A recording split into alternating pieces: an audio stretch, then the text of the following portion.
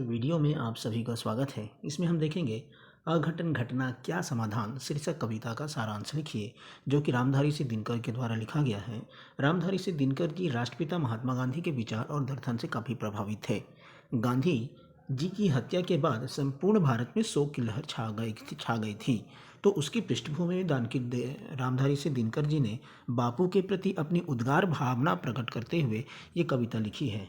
उस दीन अभागिनी संध्या की अभिशप्त गोद में गिरे, देश के पिता राष्ट्र के कर्ण कर्णाधार, जग के नर सत्तम, प्रार्थना के बापू महान, प्रार्थना मंच पर इंद्रप्रस्थ के अंचल में। ये कविता रामधारी सिंह दिनकर जी ने अघटन घटना पर ये लिखा है। और वह एक हत्यारा हिंदू ही था। बापू अहिंसा के पुजारी थे। सहिष्णुता और परित्याग उनकी प्रमुख प्रवृत्तियां थी। इनके समक्ष अंगारे भी शिथिल हो जाते थे। आज उसी कुटस्थ पुरुष ने मृत्यु का सहज वर्ण किया। सिर पर राम का नाम लेकर करबद्ध आनंद लीन हो गए। इस घटना से संपूर्ण ब्रह्मांड कांप उठा, प्रकृति चित्कार उठी। इस महान भयानक दृष्टि को देख सूर्य भी मूर्छित सा होकर अस्ताचल पर गिर गया। चांद निकला, पर वह आंख खोल कर देख नहीं सका। इस भयानक दृश्य को वह घटाओं में छिपा गया। पाप की एक विशाल पर्वत दिल्ली की धरती पर गिरा, मानो भू पर कुदा हो कुंभी पाक नरक। कल मला उठा नीचे आकुल हो शेषनाग। दिल्ली डोली, सारे जग में भूडोल हुआ। सहसा सहम का आकाश पूछ उठा, यह क्या हुआ। यही प्रश्न सागर ने भी किया। प्रत्युत्तर में पवन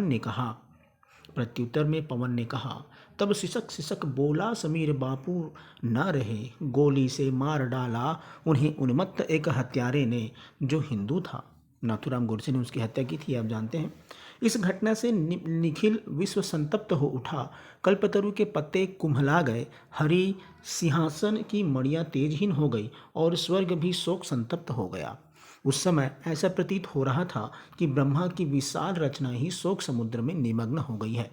ऐसा निर्मम हत्या देख अतीत पूछ उठती है कि यदि हिंदू भी ऐसा कुकृत्य करने लगे तो मानवता का भविष्य क्या होगा। इस कुकृत्य पर इतिहास पूछता है, सोचो तुमने क्या किया, गोलियां किसकी छाती में मारी, घायल हो सृष्टि कराह रही।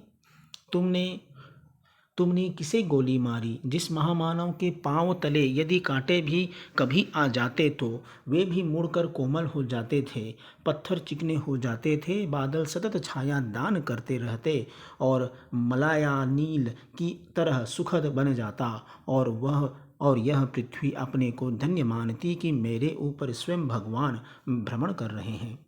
कभी अपने आप को धन्य मान रहा है कि उसका जन्म बापू के युग में हुआ है। यह उसका परम अहोभाग्य है। बापू की विनम्रता के आगे तलवार सकुचा जाते, अंगार बर्फ बन जाते, सिंह तलवा चाटने लगते और जैसे घर के पालतू हिरन हो। यहाँ तक कि एक बार धोखे से एक सांप उनके जांघ पर आ बैठा, लेकिन वह भी धीरे से सकुचा कर सहम कर धीरे धीरे नीचे उतर गया। लेकिन तुम तो सांपों में भी कराल और कांटों में भी काले निकले, जिसने कमल को कोमल बापू की छाती पर अपनी पिस्तौल खाली कर दी। कभी उस हत्यारे से पूछता है कि गोली चलाते समय क्या तुम्हारा हृदय नहीं कांपा, तुम लज्जा से नहीं मर गए। कायर, निशंस, कुत्सित, पामर राक्षसों में भी घात घृणित राक्षस तुम मानव को पहचान नहीं सके। कवि कहता है कि रे पापी, तुम सदियों से झुकाए खड़ा रहो और अपने कुटिल कर्म को फल भोगते रहो। सूरज और चांद भी तुमसे कतरा रहे हैं, पशु पक्षी भी तुम्हारी छाया मात्र से घबरा जाते हैं। तुम जीवन भर किसी से बातें करने के लिए तरसते रहोगे। अब भी जाने जघन्य कृत्य पर रो, पछताओ और बापू के चरणों को पकड़ो। बापू के ही चरण तुम्हें अभय प्रदान कर सकते हैं। रो रो कर क्षमा मांगो, अश्रु से पितृ शव का तर्पण करो, क्योंकि अब भी तुम्हारे वही आधार है। वे ही अशरण पतितों के एक पात्र शरण हैं, जिसने स्वयं को मृत्यु का वरण किया और जग को अमृत प्रदान किया। ये महाकवि रामधारी सिंह दिनकर जी ने इस कविता के माध्यम से जो